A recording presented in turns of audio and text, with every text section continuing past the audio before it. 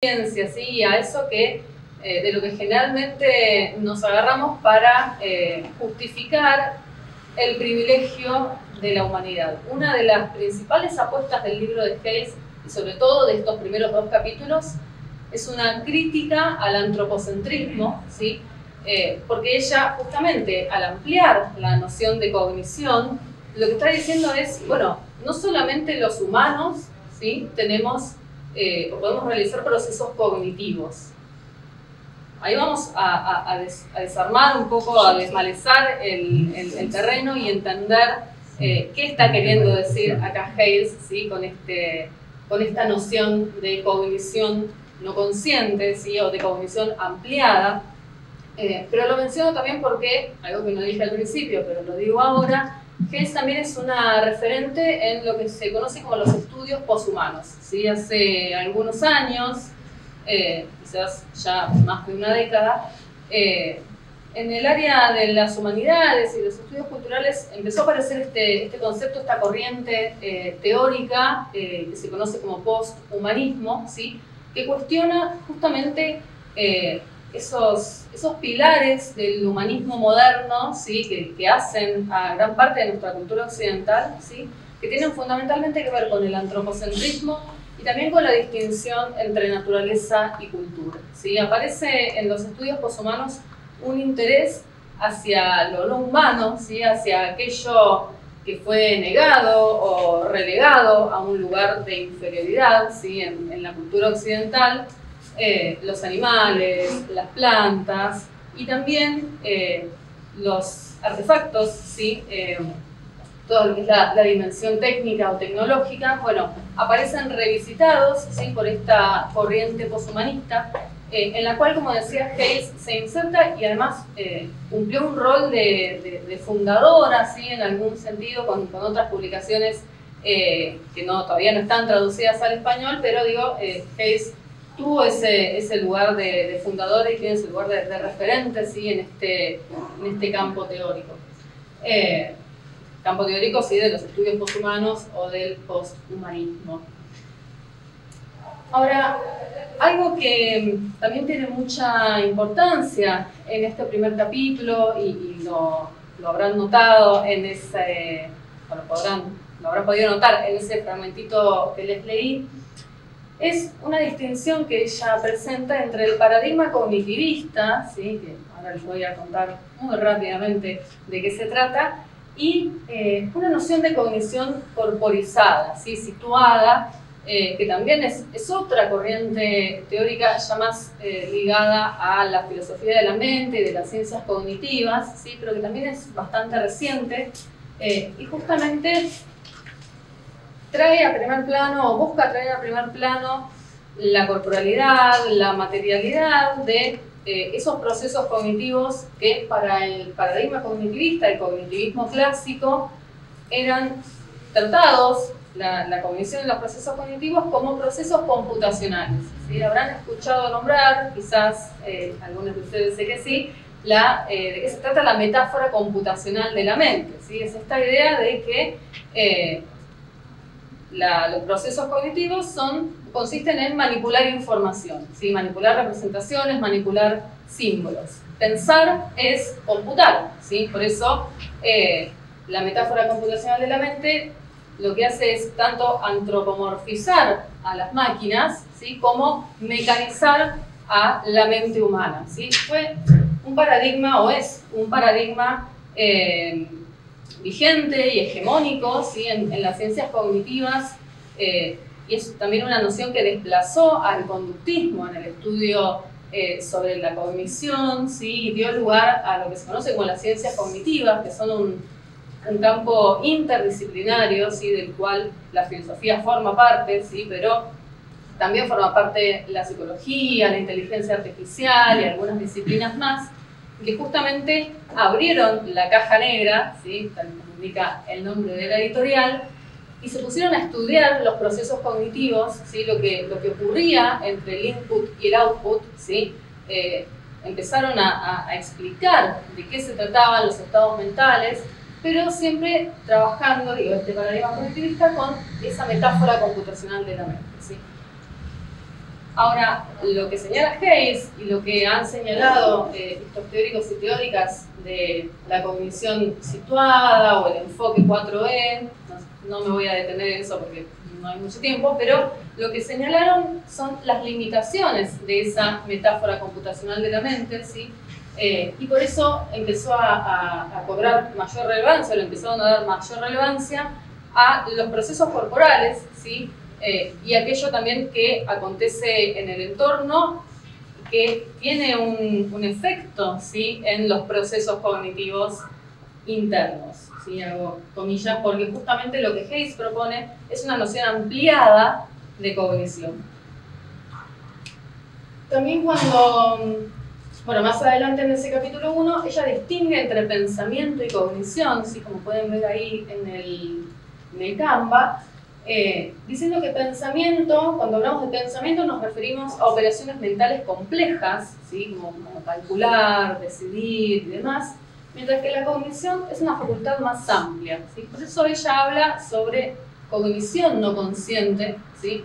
Más allá de que el título sea lo impensado, pero ella se va a enfocar en la cognición porque justamente es lo que le permite referirse no solo a los seres humanos, sino también a otros organismos biológicos, ya sean animales o plantas. En un rato nos vamos a detener un poquito ahí si queda tiempo, y también a las máquinas, ¿sí? A la cognición técnica. Entonces, ese concepto de cognición, ¿sí? Lo que permite es este descentramiento de lo humano, ¿sí? Y funciona como una desarticulación del antropocentrismo. Estoy usando palabras un poco complejas, pero la idea es que con el transcurso de la exposición se vaya ensamblando, ¿sí? Y aclarando cuál es la propuesta de la autora, ¿sí? Y acá lo que recupero en esta otra diapositiva, ¿sí? Son estas tres, más que tres propuestas, son como tres criterios, tres aspectos, ¿sí? Que a ella le interesan mucho y que aparecen a lo largo del texto, ¿sí? Lo que ella se propone es, en primer lugar, digamos, no como objetivos, ¿sí? Sino como criterios, como lo que hace en su trabajo, ¿sí? Se propone en primer lugar una reevaluación de la cognición como algo distinto a la conciencia, ¿sí? Volviendo a lo que decíamos antes o hace un ratito sobre esto de bajarle el precio, ¿sí? O la importancia a la dimensión consciente, ¿sí? del pensamiento humano, de la cognición humana.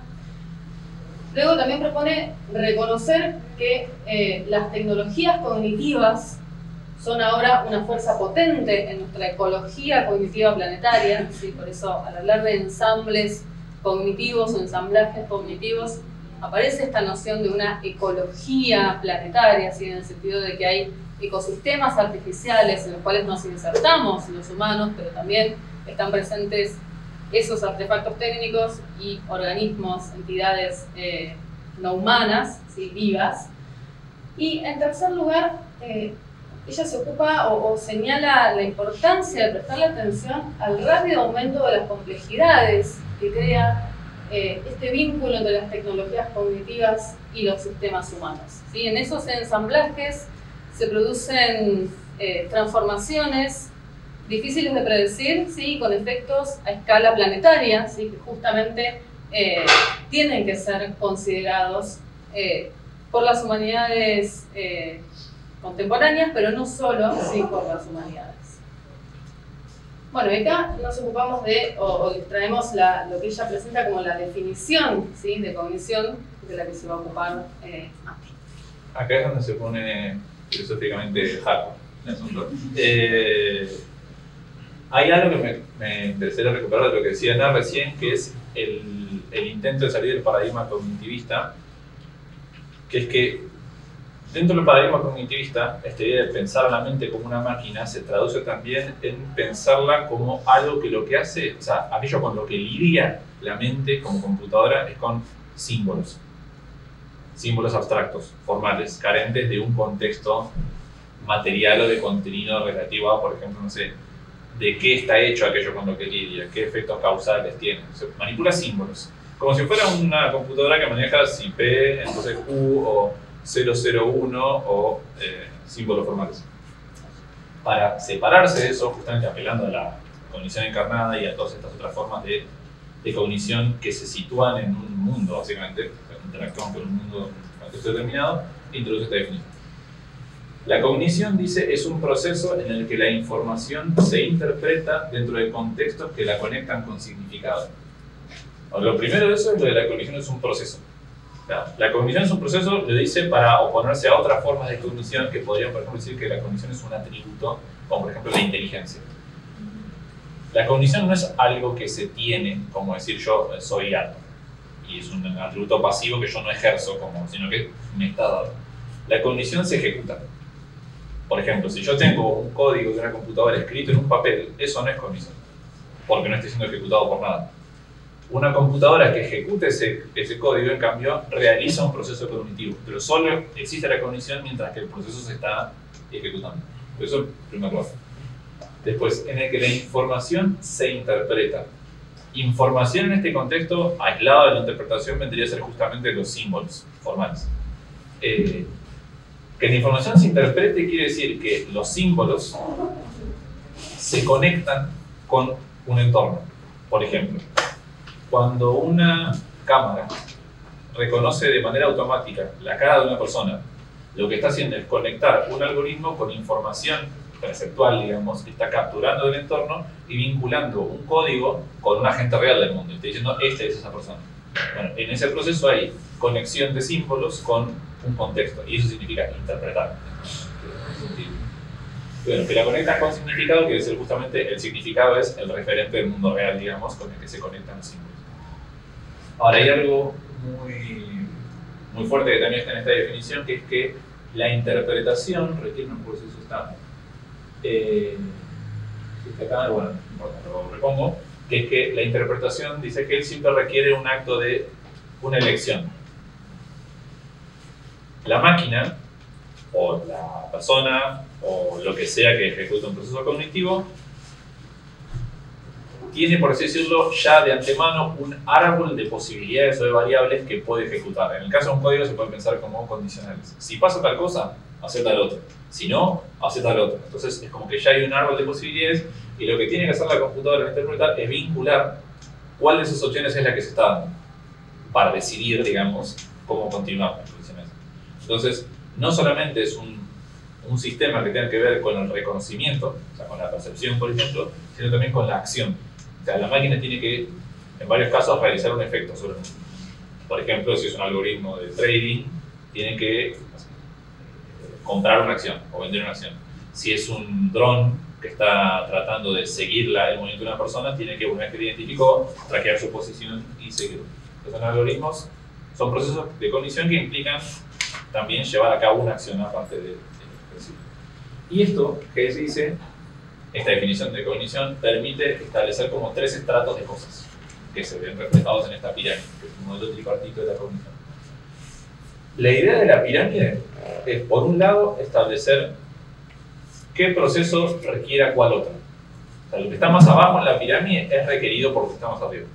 Es imposible que haya un modo de conciencia, que sería el modo superior de la cognición, si no se dan los anteriores. O sea, para que haya cognición consciente tiene que haber cognición no consciente y tiene que haber procesos materiales que no son cognitivos operando. Eso no ocurre a la inversa. Un proceso de cognición no consciente no requiere conciencia. Puede haber un sistema que solo tenga cognición no consciente y consciente. Y obviamente pueden haber procesos materiales que no tienen ni cognición no consciente ni cognición consciente. Ahí podríamos decir es como que hay 2 tipos de diferencias. Una es la de lo cognitivo contra lo material. Y otra es, dentro de lo cognitivo, lo consciente y lo no consciente. La diferencia entre lo cognitivo en general y lo material es una diferencia, podríamos decir, de tipo, no es de grado. Para Hayes, los procesos materiales no interpretan, no eligen, no sienten, no actúan, no hacen nada de lo que implicaba la definición, no conectan información con significado. Por ejemplo, pone un huracán, no elige si va a chocar contra un pueblo o no, no percibe el pueblo, choca o no choca, y en ese sentido no es como una computadora, por ejemplo, que puede tener lo que decían, ¿no? Un árbol de posibilidades ya determinado, interpreta y elige. solo puede pasar una cosa, y es la que va a pasar. Y dentro de lo cognitivo, la diferencia no es de tipo, sino que es de escala o de grado. Y eso lo trabaja muy bien el texto, que es que, por ejemplo, una de las diferencias más grandes que hay entre la cognición consciente y la no consciente es una diferencia de velocidad. La cognición no consciente puede procesar muchos más estímulos, mucho más rápido y articularlos entre sí. La cognición consciente es más lenta en ese sentido. Puede captar menos cosas al mismo tiempo y las capta durante lapsos mayores, lo cual tiene sus ventajas y sus desventajas. Entonces, tenemos, ¿no?, esas diferencias.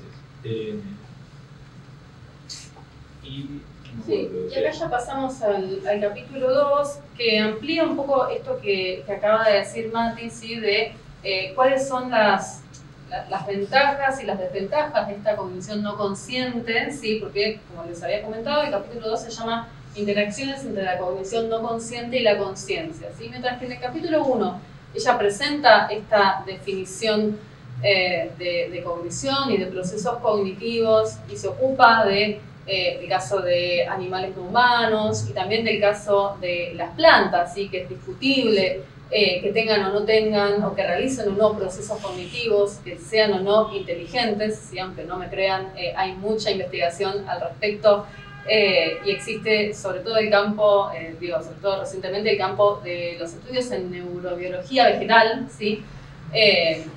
Ahí es donde ella recupera alguna de esas investigaciones para poner en cuestión la noción de inteligencia, ¿sí?, como una noción muy demandante, y que justamente esta noción un poco menos demandante, menos exigente, que es la de cognición, también se puede aplicar, ¿sí?, o es válido usarla para entender el comportamiento, ¿sí?, de otros organismos y no solamente organismos animales. Pero en el capítulo 2 ella se enfoca específicamente o especialmente en el caso del pensamiento humano, ¿sí?, de la cognición humana, y por eso es que analiza justamente las tensiones y las diferencias, pero también las complementaciones, por supuesto, entre el nivel consciente, ¿sí?, y el no consciente. Ya sé que probablemente algunos de ustedes estén tentados a decir, bueno, o preguntar, ¿por qué no dice inconsciente directamente? ¿Está pensando en el inconsciente freudiano cuando dice no consciente? Bueno, la respuesta rápida a eso es que no, ¿sí? Ella menciona en una nota al pie por qué, o digamos, cómo podría funcionar una referencia de psicoanálisis, ¿sí? Pero ella se está ocupando de la dimensión biológica, ¿sí?, de la cognición en este sentido más material, ¿sí?, neurológico, y deja a un costado, ¿sí?, la noción de inconsciente y los estudios en psicoanálisis, ¿sí?, porque tiene también otros objetivos, ¿sí?, el trabajo de Hayes. Pero bueno, más sobre el final volveremos quizás a estas tensiones, ¿sí?, porque aparece esa nota al pie de la autora. Pero quedándonos entonces en el capítulo 2, ¿sí?, en esta relación entre la cognición no consciente y la conciencia, la principal función de la cognición no consciente, de estos procesos neurológicos, de estos mecanismos, es hacer posible, ¿sí?, la conciencia y hacer posible el desenvolvimiento del organismo en el mundo, ¿sí? Porque procesa, digamos, la cognición no consciente procesa estímulos de una manera muy rápida, ¿sí?, y es muy eficiente en ese procesamiento. ¿Qué es lo que hace cuando procesa esos estímulos, esa información? Bueno, filtra la información, ¿sí?, del entorno, porque si toda la información que tenemos disponible, ¿sí?, que nos afecta como seres vivos, accediera o pasara a nuestra conciencia, básicamente nos explotaría la cabeza, ¿sí?, porque hay mucha más información de la que podemos procesar. Justamente ahí aparece el rol de estos mecanismos básicos, ¿sí?, subyacentes de procesamiento de la información, pero justamente tienen tienen esta limitación, que es que no se pueden hacer conscientes, pero si lo miramos desde el lado de la conciencia es aquello que nos permite generar coherencia, ¿sí?, interpretar, como decía Mati recién. pero tiene un costo, de hecho tiene dos costos, ese carácter consciente, ¿sí? que tenemos algunos organismos. Y ese doble costo es, por un lado, la lentitud. Justamente la interpretación consciente o la conciencia es mucho más lenta, llega tarde, ¿sí? a lo que pasa respecto de la cognición no consciente. Tarde estamos hablando de microsegundos, milisegundos, ¿sí? Pero que esa diferencia temporal es muy notoria, ¿sí? Y el segundo costo, la segunda limitación que tendría la conciencia respecto de los mecanismos no conscientes es la obliteración de eventos atípicos. Traducido al español rioplatense, sería el amoldamiento a expectativas habituales, ¿sí?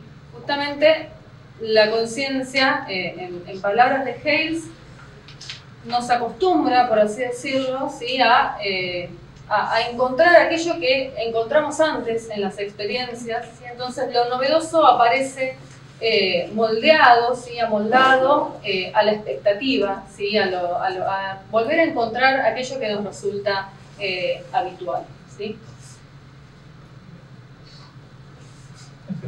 Sí, y básicamente en esta diapositiva está lo que acabo de decir, pero lo que vuelve a aparecer, ¿sí? Bueno, por un lado esta ventaja del procesamiento de información, entonces que radica en su rapidez y complejidad, pero decía, lo que vuelve a aparecer es esta necesidad de ese procesamiento de información no consciente, ¿sí?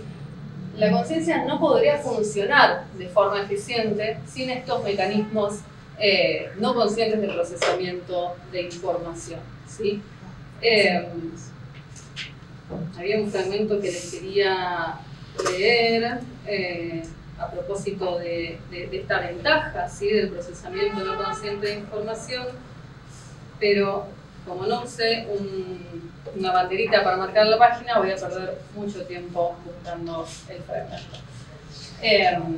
En este capítulo también la autora se pone bastante técnica por momentos, ¿sí? Por eso también lo pasamos un poquito más rápido, ¿sí? que el capítulo 1. En el capítulo 3, entonces, aparece, es más breve que los anteriores, de hecho el más extenso del libro es el capítulo 1, ¿sí? Es el primero, en donde presenta la definición de cognición, pero en el capítulo 3 aparece un mini debate o discusión, ¿sí? De la autora con esta otra corriente de la filosofía contemporánea, que son los nuevos materialismos, ¿sí? Ahora sí les leo este fragmentito y les comento brevemente de qué se tratan los nuevos materialismos y cuál es esa discusión, ¿sí? en la que se embarca Hales. El capítulo 3 entonces arranca diciendo lo siguiente. Entre los prometedores desarrollos que reevalúan el sujeto del humanismo tradicional, los nuevos materialismos van muy en consonancia con el transhumanismo del que les hablé al principio, se encuentran los nuevos materialismos. A pesar de su diversidad, los marcos teóricos procedentes de esta corriente defienden en general un conjunto de ideas similares. La principal es la descentralización del sujeto humano, junto con las características que durante mucho tiempo se han identificado con el excepcionalismo humano, como el lenguaje, la racionalidad y la conciencia superior. También destaca la idea de que la materia, en lugar de ser pasiva e inerte, es animada y vibrante. De hecho, hay otro libro editado por Caja Negra, traducido por Caja Negra, que se llama justamente Materia Vibrante, ¿sí? De Jane Bennett, a quien Hales cita, ¿sí? O se refiere con esta noción de materialidad. En algunas versiones de los nuevos materialismos, como el de Barad, o el de Parisi, o el de Rossi Braidotti, emerge un fuerte énfasis en la ontología de la mano de un replanteamiento de las premisas en este ámbito, a menudo en una línea deleuziana que enfatiza las metaestabilidades, los procesos dinámicos y los ensamblajes. En general, estos enfoques tienden a situar lo humano en un continuum con la vida no humana y los procesos materiales, en lugar de darle una categoría especial o privilegiada. El tema es que a Hales se muestra amistosa, ¿sí? con esta corriente de los nuevos materialismos y repasa algunas de sus principales formulaciones. ¿Dónde está? La garganta no me está acompañando. Pero también se muestra crítica, ¿sí?, de, digamos, cómo interactúan estas propuestas de los nuevos materialismos con su noción de cognición no consciente. Les quería leer un fragmento, pero probablemente tampoco lo encuentre. Pero lo que termina diciendo Hayes en esta cita que tenemos acá, ¿sí?, sobre el final de este capítulo 3, es que una explicación sólida de los procesos materiales, ¿sí?, que subyacen a las acciones humanas, ¿sí?, a la actividad humana, no debería ser el punto final del análisis, sino más bien un componente esencial dentro de una aproximación que contemple múltiples niveles, ¿sí?, de lo inorgánico a lo orgánico, de lo no humano a lo humano, de lo no consciente a la conciencia y de lo técnico a lo biológico. De que empieza a aparecer esta dimensión de lo técnico, ¿sí?, que es de la que se va a ocupar en el capítulo siguiente. Pero en resumen, entonces, o en síntesis, en este capítulo 3, ella lo que dice a grandes rasgos es, bueno, está muy bien la apuesta o la propuesta de los nuevos materialismos de prestarle atención a la materialidad y darle un rol activo, ¿sí?, y quitarla de esa función pasiva de mero fondo para las acciones humanas. Aparece incluso la noción de agencia material, ¿sí?, de que las cosas hacen cosas, ¿sí?, y no solamente los humanos hacemos cosas, o solamente con el lenguaje hacemos cosas, sino que también la materia tiene ese rol agencial. Pero Hayes lo que señala es que esa formulación no tiene que ser el punto de llegada, ¿sí?, sino justamente el punto de partida o un componente de una aproximación más abarcativa, más integradora, ¿sí?, donde justamente lo humano se piense en relación, ¿sí?, con lo técnico. Me adelanté un poco. Bueno, y en el capítulo 4, antes de ocuparse de los ensamblajes cognitivos y sobre todo de los ensamblajes humano-técnica, ¿sí?, se ocupan en el capítulo 4 de estas dos novelas, de las que Mati les podrá hacer un resumen muy pero muy veloz. Sí, esto sí va a ser un resumen. Porque sí, son... Sí. O sea, Hayes viene de la literatura, entonces aborda casos en los que la rama de las humanidades, que es la literatura, ilustra muy bien varios de los puntos que ella trae. De hecho, hace una defensa teórica de por qué tiene sentido abordar ficciones para tratar este tipo de asuntos. Pero yo no soy un profesor de literatura, así que voy a decir la parte filosófica de mi forma. Básicamente es como que se complementan estos textos que son Residuos de Tom McCarthy y Visión ciega de Peter Watts. Residuos, básicamente lo que hace es proponer un escenario en el cual una persona pierde todas sus capacidades de cognición no consciente, solo tiene cognición consciente. Y básicamente lo que hace es mostrar que es una distopía horrenda. O sea, esa persona, o sea, por ponerles un ejemplo, no poner los ejemplos de personas que tienen un síntoma similar de esta persona, que no pueden mover intuitivamente el brazo, sino que tienen que ver su brazo y conscientemente pensar cada una de las inclinaciones leves del dedo, de la mano y del codo, y ensayar y reensayar ese proceso para poder consciente y racionalmente delimitar cada una de sus acciones. Y al mismo tiempo, cualquier cambio minucioso y rápido del entorno que se presente, no lo puede procesar. Entonces lo que requiere para vivir es crear un entorno completamente controlado en el cual sepa racionalmente y por anticipado todo lo que va a pasar, porque si no, no puede vivir. Bueno, en la atrocidad eso va escalando y eventualmente el personaje quiere extrapolar su mundo al mundo y que el mundo funcione como funciona su mansión. Se va todo, se pudre todo. Y Visión ciega hace lo inverso. Postula un futuro en el cual la humanidad, que ya está aumentada, o sea, sus capacidades cognitivas son de hecho mejores, por así decirlo, que las que tenemos nosotros ahora, se encuentra con una especie de alienígena que solo tiene cognición no consciente. No tiene cognición consciente, pero su desarrollo de la cognición no consciente por ciertos avatares de la especie lo llevó a desarrollarse un punto tal que es técnicamente superior a nosotros. O sea, se muestra que en algún sentido la cognición consciente sería una especie de atributo accidental, innecesario y a veces hasta molesto. Sería más eficiente una especie que haya llegado al punto de nuestro desarrollo técnico sin conciencia que nosotros que llamamos con conciencia. Y la llamamos como un lastre, por así decirlo, y explora los distintos momentos en los que la cognición consciente funciona más como una traba que como una ayuda. Las dos apuntan a lo mismo. Uno lo que hace es, en algún punto, bajarle el precio. No, lo que hace es decir, mirá qué importante que es lo no consciente, que cuando lo perdés tu vida se transforma en un desastre. Y el otro es decir, quizás ni siquiera es necesario lo consciente, podríamos haber venido con la cognición consciente y estábamos bien con eso. Hayes analiza esos dos casos, dice cosas muy interesantes. Para mí está bueno que los toma, pero no los toma cándidamente. No sé, por ejemplo, en el caso de visión ciega, argumenta que está bien, pero es discutible si una civilización podría haber llegado a ese nivel de desarrollo técnico sin conciencia. O sea, dado el supuesto, quizás sea verdad, pero es posible, por su caracterización de la cognición consciente, quizás no sería posible. Bueno, y concluye un poco en ese capítulo 4, retomando esta noción de cognición no consciente y sobre todo de ensamblaje también de los humanos en un mundo más amplio, compuesto no solo por humanos conscientes u organismos conscientes, sino también por otros seres vivos con cognición y también por artefactos técnicos que también tienen algún sentido de cognición, ¿sí?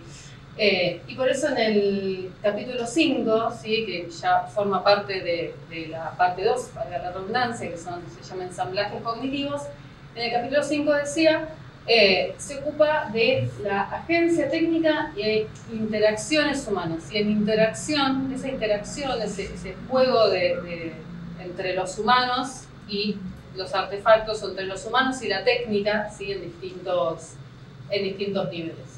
Y lo primero que hace es justificar la elección de este término, de este concepto de ensamblaje, ¿sí?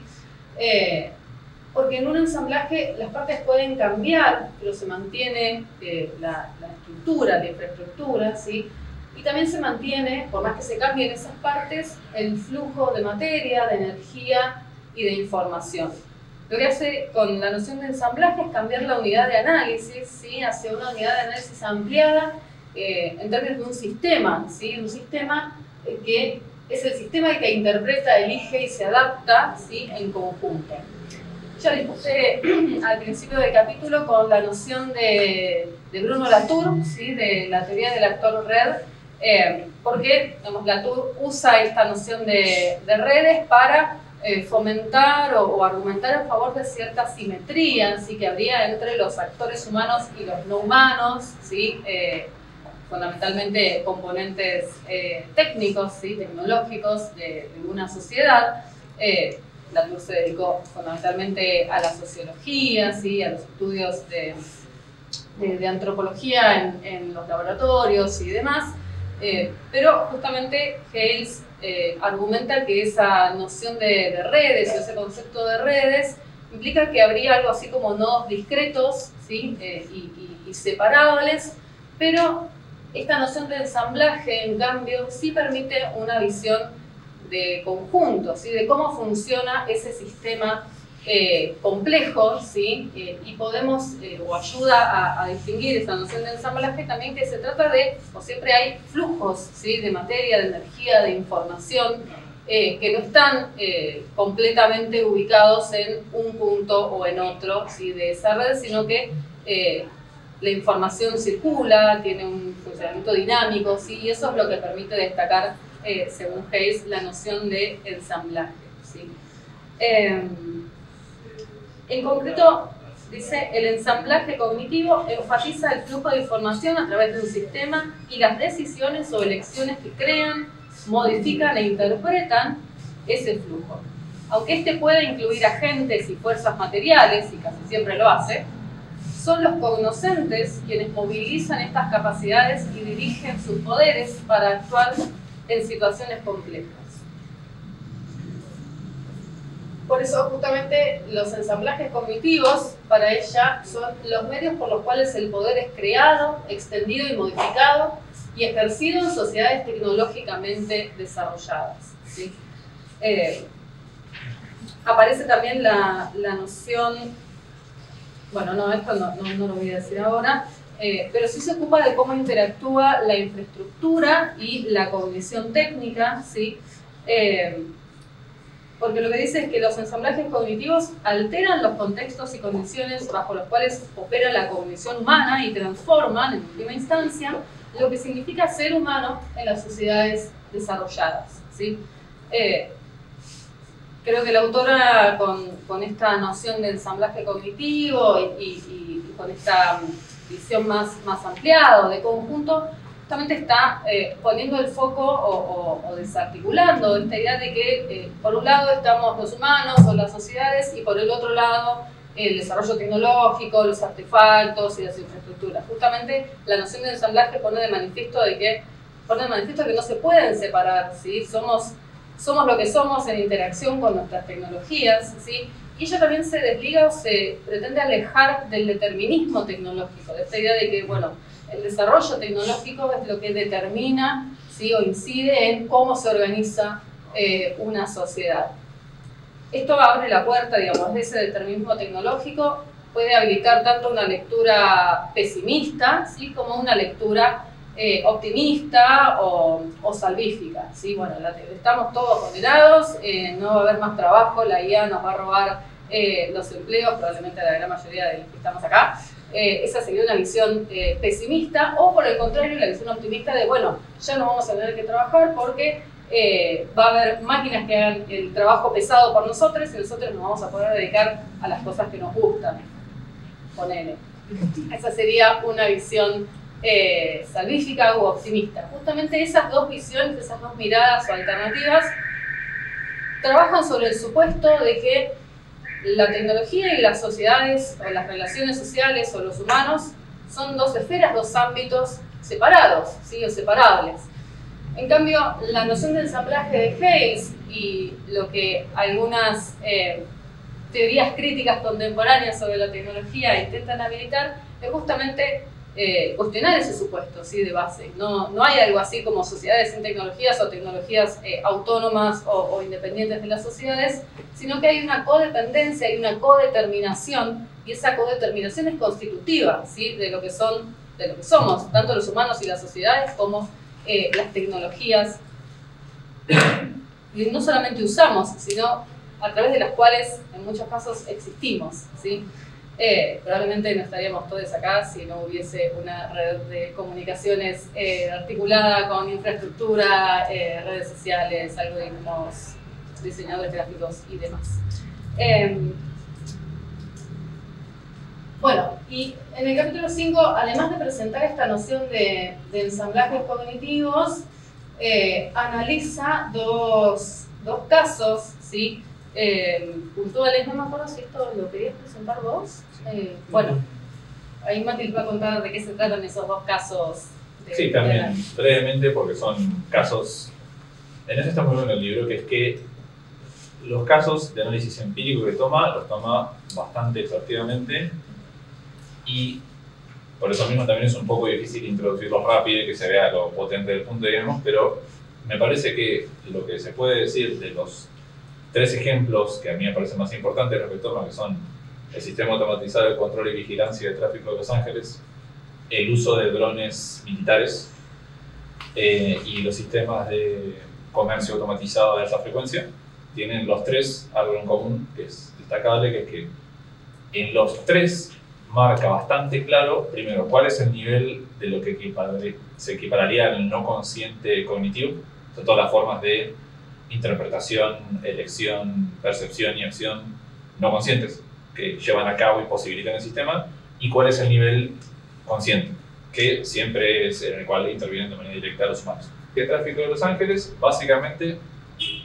lo que hace es trabajar este sistema, que consiste en un montón de cámaras y semáforos articulados entre sí, todos conectados a una central, que lo que hace es regular el tráfico de manera mayormente automática. integra toda la información proveniente de las cámaras, los sensores, y mediante algoritmos, por ejemplo, si hay un accidente de tráfico en una calle determinada, automáticamente se corrigen los tiempos de los semáforos para que no se congestione el tráfico en otras áreas. Eso y un montón de cosas más. Ahora, ¿cuál es la cuestión? Hay ciertos eventos que son demasiado excepcionales como para ser resueltos de forma automática. Por ejemplo, viene el presidente de visita a la ciudad. No hay un algoritmo que pueda resolver en términos de cognición no consciente eso. La única manera de resolver eso es de manera planificada y consciente, hablar con la Casa Blanca, que te digan cuál es la trayectoria del presidente, y ir siguiendo de manera muy consciente todo el proceso por cualquier eventualidad que pueda ocurrir. En esos casos, se reproduce a nivel de un sistema técnico gigantesco que involucra cientos de personas, cientos de sistemas técnicos y velocidades de procesamiento de información que exceden por mucho la capacidad humana. Estamos hablando de cientos de cámaras, por ejemplo. Se reproducen estos dos niveles. Y una buena analogía que se puede usar es una que trata Hess en el libro, que es, por ejemplo, imaginemos el caso de un lobo que está en el lugar.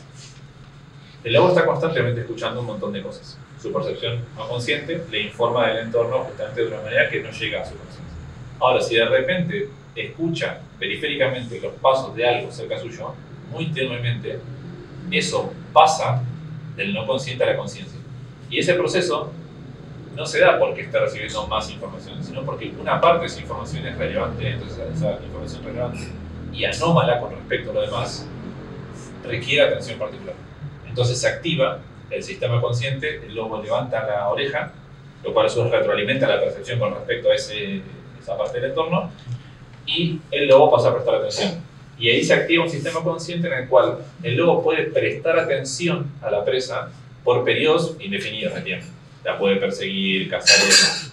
Entonces, mientras que los procesos no conscientes son sumamente veloces, simultáneos, articulados, el proceso consciente puede durar en el tiempo y es necesario cuando ocurre un fenómeno anómalo que requiere atención particular y sostenida. Que venga el presidente a la ciudad es el equivalente a la presa que se le aparece al lobo. Cuando se pasa un evento anómalo, la conciencia tiene que tomar lugar. Que en el caso del sistema de Los Ángeles, cuando viene el presidente, los operadores humanos tienen que tomar conciencia y analizarlo particularmente porque no hay un programa automático para resolver ese problema. Lo explico eso solo en este caso porque en todo lo demás sería muy enroscado, pero en todos pasa algo similar. Los sistemas están preparados para lidiar con un rango imposible de manipular la información para un ser humano de manera consciente, pero cuando hay una anomalía, pues hace falta la intervención humana.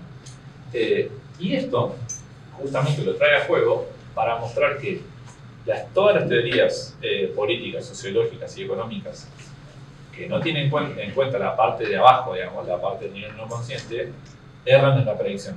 Porque, por ejemplo, tomen el caso del mercado de las transacciones automatizadas. Todas esas teorías parten de la base de que hay un cierto supuesto de un agente racional que tiene información completa del entorno, bueno, etcétera, etcétera, muchas cosas. De esa teoría se deriva que hay ciertas cosas que no pueden pasar porque son muy anómalas. Es muy improbable que pase esto.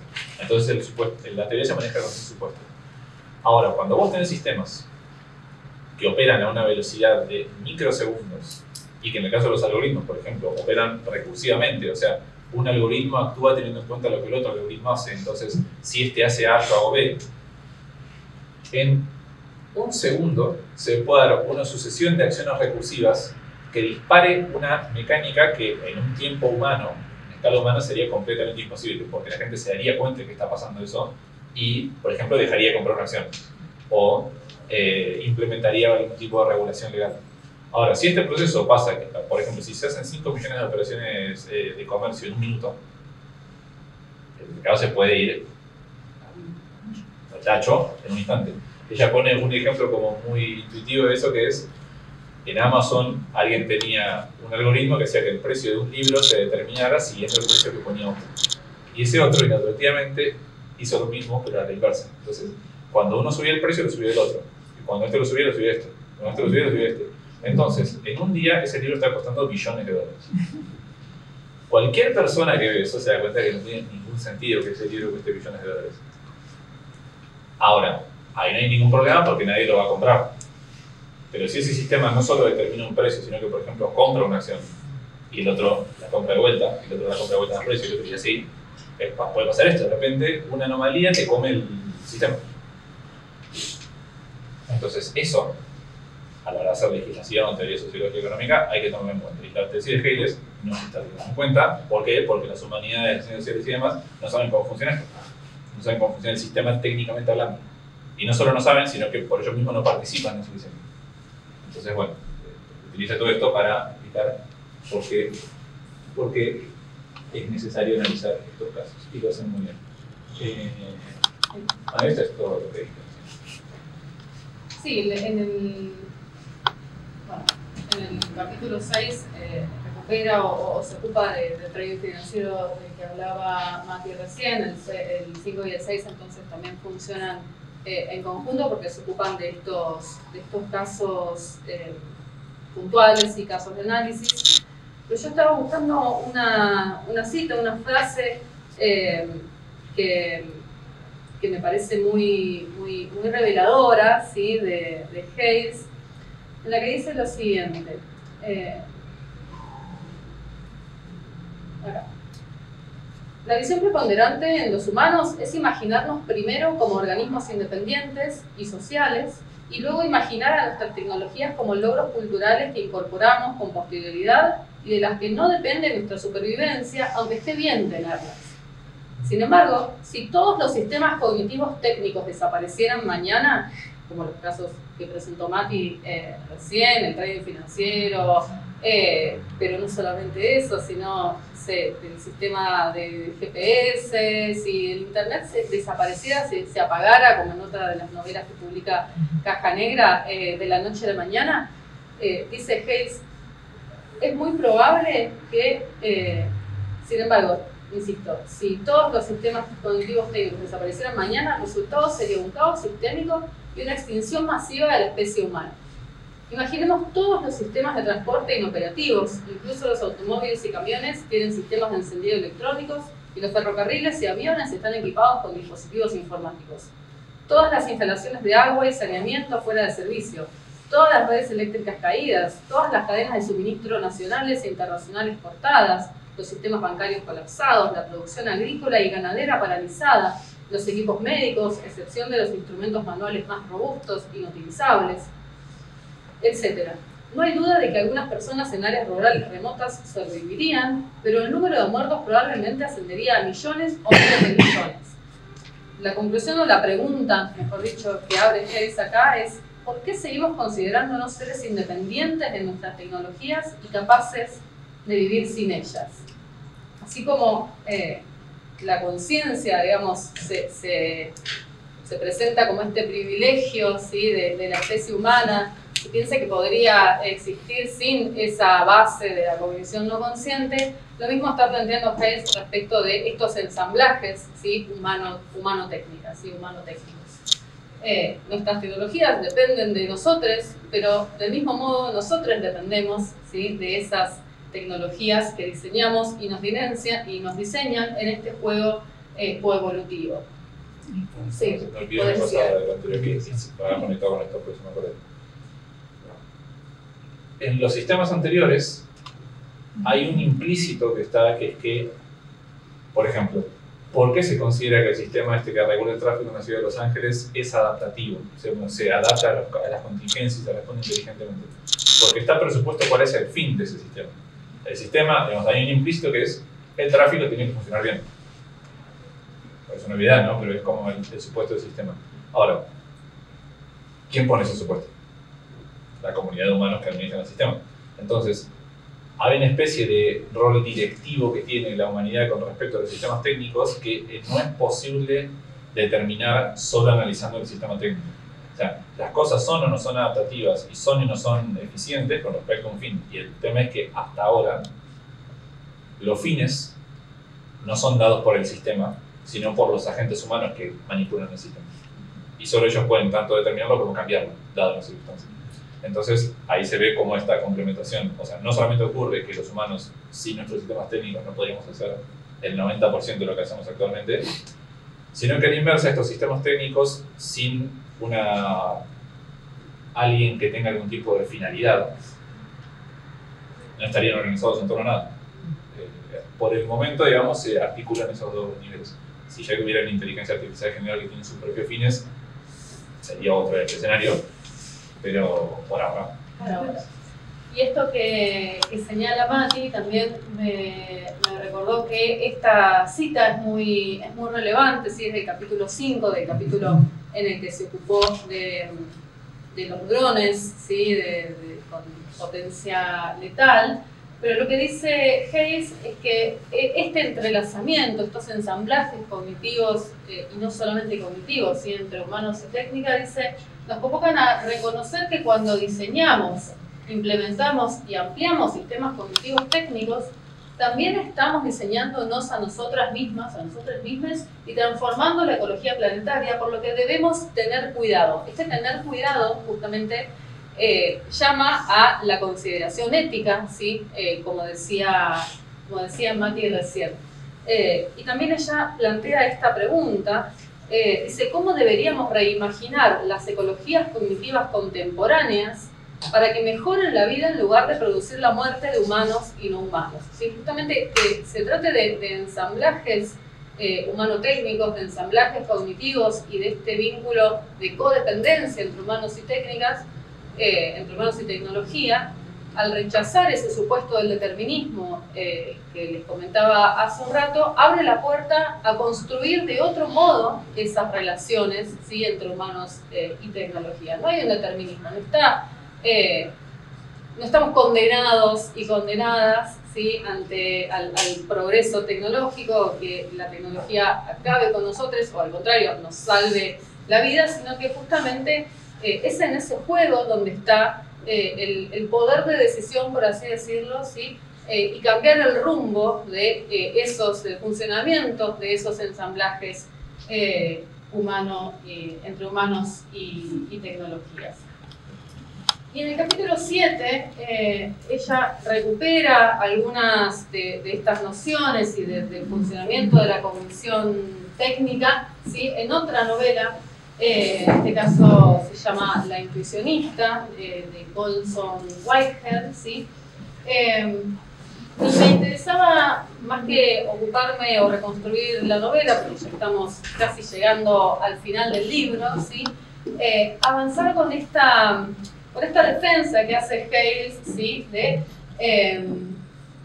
De usar o de aprovechar otros lenguajes, y no solo el lenguaje o el registro académico, científico y filosófico, ¿sí? Para ocuparse de estos temas, sino también buscar o fundamentar las maneras en que la literatura, ¿sí? Puede contribuir a comprender los ensamblajes cognitivos. Especialmente destaca los aspectos en que las novelas, por ejemplo, muestran cómo operan los afectos, ¿sí? Proporcionan un contexto específico y dan forma a la experiencia y exploran cuestiones éticas, ¿sí? Justamente este llamado ético, esta dimensión ética del diseño y de la interacción con tecnologías aparece, según Hayes, también mucho mejor trabajadas, ¿sí? O problematizadas en piezas literarias, ¿sí? Que en trabajos filosóficos, quizás. Bueno, y con esto llegamos, ¿sí? al último capítulo del libro, ¿sí? Que se llama, como les había adelantado hace un rato, El potencial utópico de los ensamblajes cognitivos, ¿sí? Y ahí presenta ella estos dos caminos, ¿sí? Para las humanidades, porque se ocupa en principio de las humanidades digitales, ¿sí? De cómo los medios técnicos o ciertos programas, ¿sí? y posibilidades que nos brindan ciertas herramientas técnicas vienen a transformar, o de hecho están transformando, ¿sí? La práctica en las humanidades, en la literatura, en la historia, ¿sí? en disciplinas como la literatura y la historia. Y también reconstruye un panorama donde hay cierta resistencia, ¿sí? a esta interacción con estas herramientas o el aprovechamiento de estas herramientas tecnológicas, ¿sí? Entonces ella señala que se abren, o propone que se abren dos caminos, ¿sí? para las humanidades en la contemporaneidad, en la actualidad, Por un lado, el camino tradicional, ¿sí?, que privilegia la actividad interpretativa anclada en la conciencia humana, ¿sí?, reedita este excepcionalismo humano del que hablábamos antes, pero también hay un camino alternativo. Hayes va a optar, ¿sí?, por ese camino alternativo y nos insta a nosotros a adentrarnos en ese camino alternativo. Ese camino que amplía la idea de cognición, ¿sí?, que asume esta noción ampliada de cognición, que es la que Hayes desarrolló, presentó a lo largo del libro, ¿sí? En este camino alternativo, dice Hayes, la búsqueda de significado se convierte en una actividad omnipresente entre humanos, animales y dispositivos técnicos, con muchos tipos diferentes de agentes que contribuyen a una rica ecología de interpretaciones que colaboran, se refuerzan, disputan y se contradicen. Tanto el camino tradicional como el alternativo tienen ventajas y desventajas, ¿sí? Por eso uno de los costos de seguir el camino tradicional es el aislamiento de las humanidades respecto de las ciencias y de la ingeniería. Si la interpretación es una actividad exclusivamente humana, ¿sí?, y las humanidades se ocupan principalmente de la interpretación, entonces hay pocos recursos dentro de las humanidades, ¿sí?, para comprender esta compleja integración de los humanos en entornos cognitivos técnicos y en las relaciones, ¿sí?, con otras especies. Pero en cambio, si entendemos que la interpretación está omnipresente, ¿sí?, es omnipresente en los entornos naturales y construidos, las humanidades pueden hacer contribuciones importantes a diversos campos como la arquitectura, la ingeniería eléctrica y mecánica, la informática, el diseño industrial y muchos otros. Sigue diciendo Hayes que los métodos sofisticados que las humanidades hemos desarrollado para analizar diferentes tipos de interpretaciones y sus relaciones ecológicas se abren a una gran cantidad de proyectos colaborativos. Y por último, la cuestión, ella en ese último capítulo retoma algunas ideas de Turing, ¿sí?, de Alan Turing, uno de los padres, podríamos decir, de la computación, no moderna y contemporánea, la computación en general.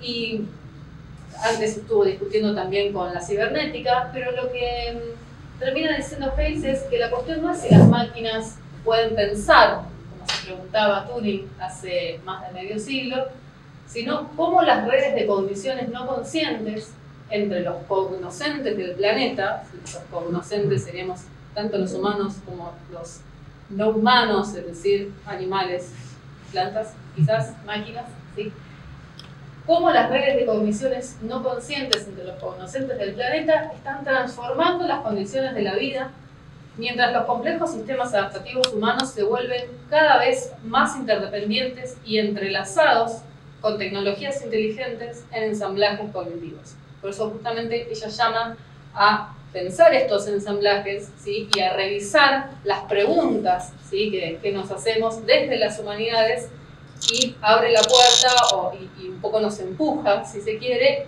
a dialogar, ¿sí?, a generar ese intercambio con otras disciplinas que exceden a las humanidades, justamente en esta apuesta por imaginar y generar nuevas formas y mejores formas, ¿sí?, de convivir en esta ecología planetaria tan pero tan diversa.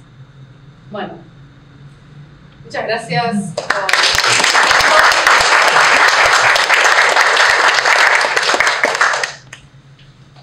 Así que ahora, si han logrado procesar algo de esta catarata de información que compartimos con ustedes, abrimos el espacio para las preguntas. Ahí Andrés ya levantó la mano. Bueno. ¿Estamos listos o...? No veo por ahora, bueno, que Andrés rompa el hielo y bueno, no, primero agradecerles la exposición, que fue excelente y bueno, nos permitió conocer el contenido del libro de esta autora, que yo por lo menos no lo conocía, y que tiene muchas perspectivas y muchas cosas que se pueden hablar. Y ahí me quedaron a lo largo de la exposición, estoy pensando un par de cuestiones que yo creo que sí hay un problema ahí, hay varias cosas que se pueden debatir en la perspectiva de Hales, que es que quizás lo más problemático en su definición es esto, cuando decís, bueno, pareciera que de repente hay cognición en todos lados. Bueno, justamente me parece que hay un punto que quizás no está tan desarrollado en el texto porque para ella es como está desarrollado suficientemente, que es cómo decir taxativamente que un proceso material como un huracán no tiene cognición desde este punto de vista. Y el argumento de ella es esto de que, bueno, hay interpretación en el sentido de que se conecta algún tipo de símbolo de representación con un contexto. Si yo puedo identificar entre sí un símbolo y un fenómeno y actuar en consecuencia en relación a algún tipo de programa interno, entonces yo estoy interpretando. Ahora, por ejemplo, yo tengo una cucharada de sal. La cucharada de sal, si yo la tiro al agua, se disuelve. Si no la tiro al agua, no se disuelve. No podría decir yo que hay una especie de programa, hay un condicional, y el condicional es, si entras al agua, disuelve. Si no, no te disuelve. Ahora, si ese fuera el caso, entonces de repente, como decís vos, la sal sería un agente cognitivo. Estaría interpretando su entorno y actuando en consecuencia. Si no, es porque hay un supuesto que para mí no está suficientemente desarrollado, pero está igual que es que no está en la definición, pero sí presupone que los agentes cognitivos, los actores de llamarles cognitivos, aparte son adaptativos. Es decir, tienen una especie de objetivo de gran alcance o un estado ideal al cual tienden, y toda perturbación con respecto a ese estado ideal es compensada, es corregida. O sea, medio Maturana y Varela, digamos, con la noción de bien. Entonces, por ejemplo, si yo tengo un robot que cuando se le acaba la batería va a buscar un enchufe para autoconectarse, ese robot no es como una piedra, porque tiene un estado ideal interno incorporado y cuando se empieza a perturbar la idealidad del estado busca compensar y volver a la carga de energía. Y para hacerlo tiene una programación interna que conecta con sensores y actores y le permite reconocer enchufes como fuente de energía y cargarse. Entonces, ese fenómeno es un fenómeno que podríamos considerar adaptación, porque cuando varía el entorno y varían sus condiciones internas, adapta su conducta para poder llegar a la consecución de un fin. Entonces tiene sentido decir, esto no es un mero proceso físico, sino que es un actor. Para mí, si incorporamos la adaptatividad, que está muy claro porque la pone, por ejemplo, con el caso del sistema de tráfico de Los Ángeles, dice, bueno, el sistema se adapta. ¿Por qué se adapta? Porque cuando hay una anomalía, se compensa la anomalía y se la contiene, el sistema evoluciona, digamos, incorpora la anomalía para que la próxima vez que pase sepa cómo enfrentarla. Entonces la adaptatividad está en la noción de Hales. Es luego que no la incorpora en la definición. Pero está. Para mí la respuesta iría por ese lado, como si incorporas la adaptatividad, que básicamente es algún tipo de fin intrínseco del sistema, se puede dar con. Perdón, pero siguiendo tu explicación, sí, la máquina tiene que tener toda la información. Se adapta porque tiene la información de un procesador. Si no lo tuviera, o sea, no es intuitivo. Para mí la inteligencia es más orgánica. Estoy de acuerdo con que todos los seres vivos tienen inteligencia, porque es más orgánica y lo no pensado justamente da la posibilidad de la intuición y un montón de... Y en vez la máquina se puede adaptar, pero porque si no estuviera, no sé, no estuviera el chip de que alguien dijo, bueno, si no pasa esto, hace lo otro, no lo podría desarrollar, no podría enchufarse sola. Por eso yo entiendo que necesitamos las máquinas y estoy totalmente de acuerdo con la coevolución y que las máquinas forman parte nuestra, pero son totalmente, o sea, la inteligencia la tenemos nosotros. Sí, ella distingue... perdón. Sí, no. Por una definición de que estuve leyendo justo, no tiene nada que ver con esto, pero que la inteligencia artificial en realidad no debería habilitarse a las máquinas, sino tendría que ser como que las máquinas tienen memoria, interpretan, pero la inteligencia es orgánica. Igual pensé que no dice inteligencia. No, estamos hablando de separarse cognición. de la noción de inteligencia. Dice, la inteligencia podría ser un atributo, para la cognición no es un atributo, claro, es un proceso y es un proceso. Sí, de hecho hay otras propuestas contemporáneas que intentan desprenderse de la noción de la definición de inteligencia artificial, de la denominación de inteligencia artificial, prefieren por ahí cognición computarizada, ¿sí? Atendiendo a esta distinción entre inteligencia o estas funciones superiores, ¿sí? O el pensamiento, como distinguía Hayes, y la cognición como esos procesos que no necesariamente son conscientes, ¿sí? Puede haber cognición consciente, pero no toda cognición es consciente. Y ahí aparece también esta distinción, me parece relevante para la segunda parte de la pregunta de Andrés, y es que la responsabilidad, ¿sí? En esto de tomar decisiones y de tener fines, permanece en la propuesta de Hayes del lado de la cognición humana, ¿sí? También porque es importante, porque ya destaca el rol de los afectos, ¿sí? de esas decisiones también en el campo de lo afectivo y no solamente de la manipulación, o que no hacen solamente a la manipulación de información. ¿Quieres agregar algo más? Sí, que para mí en ese punto es como que tenemos una especie de doble amenaza discursiva. Si evitamos lo que decíamos recién, que es que bueno, parece que de repente todo es cognitivo y la solución es esto, es decir, por ejemplo, los animales no humanos, los artefactos técnicos o ciertos sistemas técnicos, las plantas, pueden tener una especie de finalidad intrínseca o un estado que intentan conservar pese a las perturbaciones. Surge otro problema, que es, bueno, pero entonces ¿en qué sentido los humanos dirigimos? Si este sistema técnico, por ejemplo, una inteligencia artificial, o que puede ser bastante rudimentaria, como esto, un robot que intenta como autoenchufarse, tiene un fin intrínseco e intenta conservarlo. ¿En qué sentido un humano lo dirige a su fin? O sea, ponerle cuando lo diseñas, pero una vez que está diseñado ya tiene su fin propio. Y si pensamos a los ensamblajes desde ese punto de vista, ¿en qué sentido los humanos dirigen? O no está codirigido por el sistema automatizado de tránsito ya. No tiene una tendencia propia del sistema, más allá de que lo que los humanos queramos hacer con él. Entonces es como que si no aceptamos la finalidad intrínseca como un criterio, corremos el riesgo de que se difumine demasiado el concepto y de repente una piedra también es un sistema cognitivo. Pero si lo incorporamos, es difícil sostener que el humano es el único que pone fines. Entonces ahí hay una especie de incompatibilidad posible.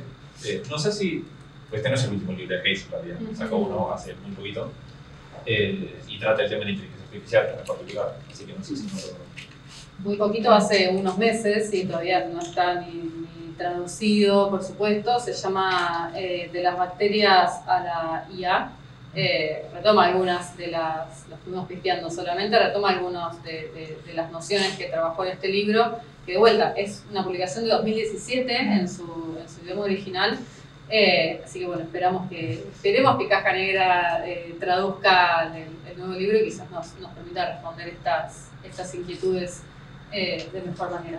¿Diego? Sí, un par de cuestiones. Buenísimo, Mati. Yo coincido en que el problema clave, o uno de los problemas del libro que a mí me deja por lo menos pendiente, creo que no lo llega a resolver, como que lo toca en un momento, es el problema de, bueno, cómo diferenciamos procesos materiales de seres normativos, ¿no? Es decir, ¿por qué no podríamos considerar un huracán como un ser normativo, ¿no? Es decir, no tirar inmediatamente esa posibilidad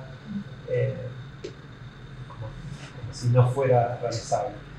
Pero bueno, para mí la idea que ayuda un poco a pensar eso es la idea de adaptabilidad o adaptabilidad. ¿En qué sentido ayuda? Bueno, que siempre hay algún tipo de respuesta adaptativa que se materializa como una especie de ventaja adaptativa para algo, ¿no? La normatividad implica que hay ventaja para algo, ¿no? Si uno lo piensa en términos filogenéticos, en términos biológicos, tratamos de pensar estos sistemas como cosas que evolucionan en el tiempo, bueno, va a haber ciertas ventajas para ciertos sistemas si tienen cierta configuración y entra en resonancia con su entorno.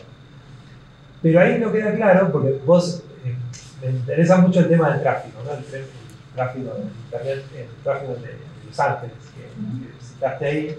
Está muy bueno el caso, y vos cuando lo reconstruiste decías, me parece que esto es esencial pensarlo.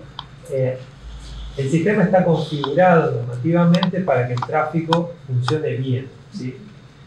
No, pero decir eso en un punto es cierto, pero también es incorrecto en el sentido de que el funcionar bien no está dado de antemano, ¿no? El funcionar bien es una especie de carga normativa humana que se traslada al sistema, que por supuesto no conoce absolutamente nada sobre bien o mal, sino que son algoritmos corriendo y comunicándose entre sí, ¿no? Pero entonces, el sistema puede favorecer que el tráfico fluya bien de muchas maneras distintas, ¿no? Entonces, fluir bien puede ser, no sé, que no se congestione esta avenida. Fluir bien puede ser alguna otra cosa distinta, ¿sí? A lo que voy con esto es que, bueno, parece ser que hay alguna forma de normatividad externa, ¿sí?, que está situada como en otro estrato de comprensión, tal que puede acomodar, digamos, los algoritmos para que funcionen con una finalidad. Entonces, yo diría que es la finalidad del sistema, ¿no? Es la finalidad puesta en esta normatividad externa que de alguna manera trabaja con la infraestructura y en los ensamblajes de una manera tal que ya no se puede distinguir una cosa de otra. Y de ahí se deriva bien la idea de que, bueno, hacer política es hacer infraestructuras, ¿no? Es decir, no es que la política va por un terreno y la infraestructura técnica va por otro. No, si querés hacer buena política tenés que tocar las infraestructuras, tenés que conocer cómo funciona y demás. Pero bueno, no, eso. Si, ¿cómo ves vos el tema de la normatividad externa e interna? Si tiene sentido pensarlo. Yo creo que sí, porque incluso hasta quizás se podría pensar que, pongamos el caso de que viene el presidente a visitar la ciudad de Los Ángeles, ¿no? El sistema por sí mismo probablemente sería ineficiente para que el presidente llegue hasta donde tiene que llegar, porque no tendría por qué priorizarlo a él como agente. Es más, quizás desde el punto de vista del sistema tal como está configurado, se estaría congestionando innecesariamente el tráfico para que pase un auto en particular. ¿Por qué? No es eficiente, o sea, iría contra la tendencia del sistema. Entonces, hace falta una intervención externa, justamente, consciente del sistema, que anule esa predisposición en relación a un fin determinado. Entonces, efectivamente, parecería que hay como dos niveles de normatividad que compiten entre sí, lo cual no es del todo contradictorio con lo que dice Hayes cuando dice que los ensamblajes no solo sinergizan, a veces también se contradicen entre sí. O sea, hay una especie de politicidad interna a los ensamblajes, porque como tienen muchas partes, las partes pueden tener tendencias contradictorias entre sí.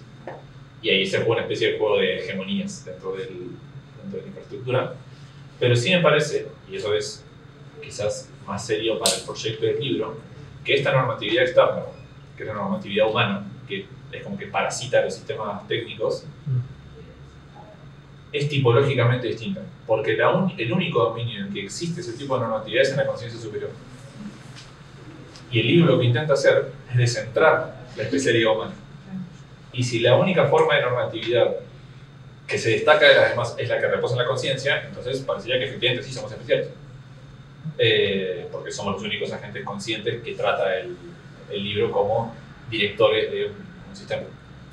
Entonces sí, yo creo que hay como dos tipos de normatividad, una especie de normatividad externa, como decías vos, que sería la situada en la conciencia superior, y un tipo de normatividad más de baja escala, por decirlo, más ramificada, menos demandante, ontológicamente digamos, que sería la de a qué tienden los sistemas, sean técnicos, sean biológicos y demás.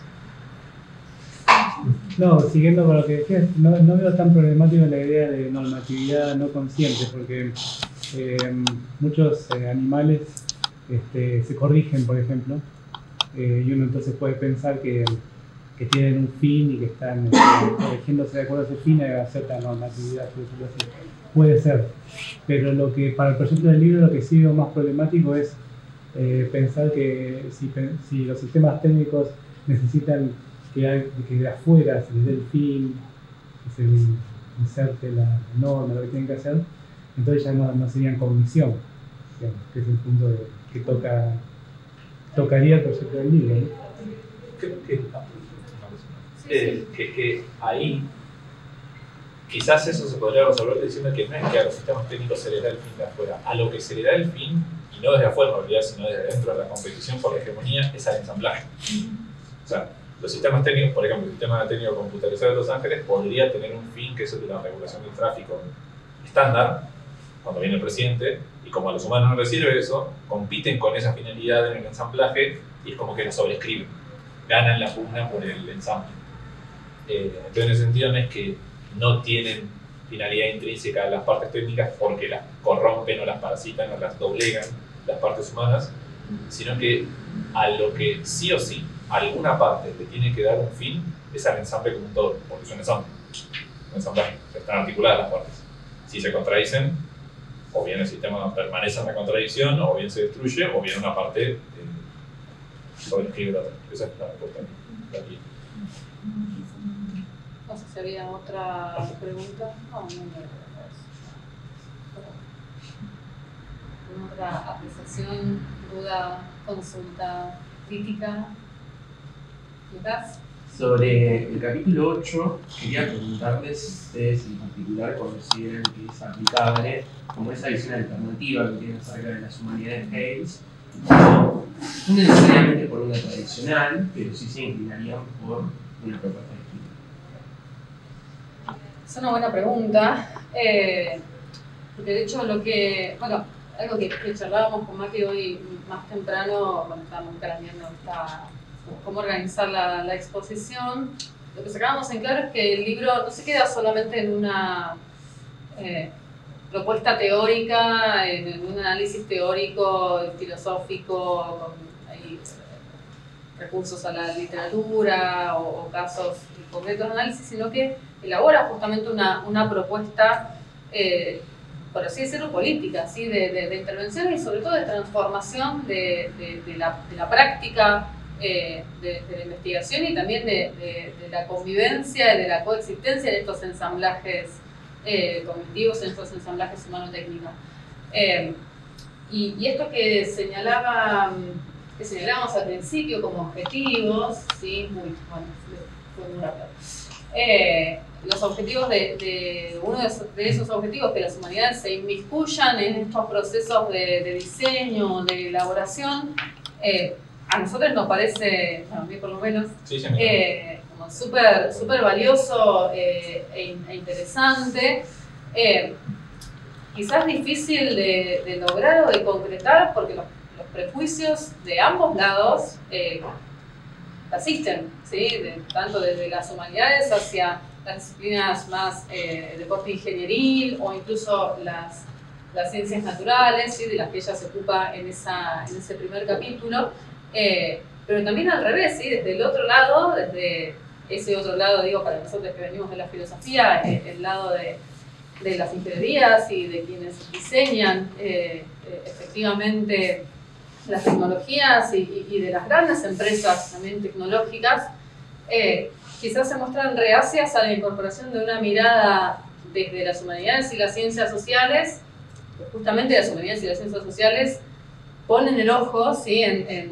O señalan estos aspectos que no tienen que ver con la generación de ganancia económica, de rédito económico, sino justamente con las condiciones de existencia, de vida y de mejorar en algún sentido la vida de las personas, ¿sí? Ese es como el objetivo que Hales pone sobre la mesa y, digamos, insta a las humanidades a participar, digamos, en los procesos de diseño y desarrollo tecnológico para, de vuelta, introducir también ese otro objetivo y no solo la consecución de eficiencia o de tecnologías cada vez más eficientes. Sí. El agua con la comuna se lleva muy bien. Justo quedó en la parte que quería comentar. Claro. Pero sí, eso por mi parte. Bueno, sí, estoy totalmente de acuerdo. Para mí, de la propuesta de Hales, eso es lo que más me llama a mí, porque está muy bien argumentado, más que nada, lo que pasa si no se hace eso. Que es que ninguna forma de regulación post-hoc, digamos, después de que ya ocurrieron las cosas, es viable. Entonces, si queremos regular algo, tenemos que ir ahí, al proceso de creación. De ese lado, en eso no tengo ningún prurito. A lo sumo, en un momento dice como, bueno, ¿y cómo se tendría que dar esto? ¿Las humanidades tendrían que ir a trabajar con Facebook? Sí, como, bueno, quizás eso generaría un cambio en Facebook, pero también en nosotros. Como quien luche con monstruos puede no convertirse en uno. Bueno, ¿se puede interactuar con este tipo de estructuras y no ser absorbido por la estructura? Bueno, ese es un debate más complicado, tipo entrismo o revolución, digamos. Pero me parece que más allá de esa cuestión, bueno, cómo lo llevamos a cabo, el planteo es correcto. Si hay una salida, es esa. Claro, cómo realizarla para mí, que es la parte más de corte de a quién se atribuyen las responsabilidades de las cosas. O sea, por ejemplo, ella dice, no tiene ningún sentido llevar un dron al estrado. No, por supuesto, hay cosas que es obvio que no. Ahora, ¿a quién sí tiene sentido llevar al estrado? Y ella es como que medio de entender que es al piloto o a los humanos, pero ¿a qué humanos? ¿Y por qué, en realidad? O sea, hay una tensión... Las estafas de red y eso. Claro, o sea, hay una... Para mí es muy difícil de compatibilizar esta cosmovisión, que para mí es correcta en un montón de niveles, con cómo funciona la ley. Porque la ley arrastra una tradición de apelación al individuo como sujeto ético, que es muy difícil entrar ahí. Como que habría que hacer todo desde el piso para arriba, un sistema nuevo de ley que contemple distintas escalas de agentes, tipo planetarios, nacionales, todas las escalas, y que tenga en cuenta también que, por ejemplo, un dron puede hasta cierto punto ser un agente. O sea, como que veo la propuesta teórica, me parece bien, ahora dimensionar cómo sería eso prácticamente se me hace mucho más difícil que, por ejemplo, esto que como proceso sí se me hace mucho más dimensionable. Que haya gente de las humanidades trabajando en el proceso de diseño. Eso es lo que yo rescato y lo que puedo bien ir. Eso sí, había una normativa externa que había manejado los procesos. Si estuvieran involucrados aquellos campos que no son tecnológicos, yo hablo del diseño, ¿no? Y se introdujeran en el debate de cómo esos procesos se llevaran a cabo, entonces sí habría una normativa que manejaría los procesos, que sería externa, de alguna manera. Y bueno, sería todo un debate, como también las necesidades de las comunidades donde eso se va a resolver, planetaria, y la escala que tenga van a ser necesidades distintas, entonces las normativas tendrían excepciones, pero es mejor estar en el debate, yo lo pienso siempre así, es mejor estar en el debate de cómo va a ser, que estar en el debate de cuáles fueron las causas con las que no estamos de acuerdo y las tenemos que parar. Yo creo ahí que hay algo que dijiste, que me parece muy interesante, que es que si la norma, o sea, es externa la normatividad si se involucra en el debate, pero si esa normatividad forma parte del momento de diseño y pasa a ser parte del sistema, entonces no es externa. Porque la normatividad del sistema es la normatividad externa, entonces es una cosa medio hegeliana. Bueno, ahí cometí un error porque mi forma de pensar viene de otros lugares, yo no pensé con una mirada planetaria y más grande. Si bien nosotros tenemos una idea que el mundo era un proyecto en un principio desde el diseño y había que pensarlo como tal, esto es más amplio. Entonces hay que pararse en otro lugar, con otros paradigmas y mirarlo de otra manera. Y yo estoy de acuerdo que el libro esencial en este debate es que se pongan en el medio del proceso, que las humanidades, las más humanas, se pongan en el medio del proceso, no se queden afuera. Porque si no, en realidad el diseño de los procesos tiende solamente a solucionar un problema específico, una necesidad específica, no atendiendo otras cosas. Y eso es esencial. Sí, ella también presenta en alguna parte del libro o hace referencia a la noción de antropoceno, ¿sí? Que es un concepto también bastante reciente que apunta a que las acciones humanas han llegado a un punto de generar o de funcionar como fuerzas geológicas, ¿sí? con el calentamiento global y otras cuestiones más, que justamente dimensionan o cambian la escala, ¿sí? de los problemas que ya serían problemas de origen, problemas a escala planetaria, pero con origen antropogénico, ¿sí? Pero a la vez esta noción de antropoceno también difumina las fronteras entre las ciencias naturales y las ciencias sociales, ¿sí? Ya de hecho estamos mezcladas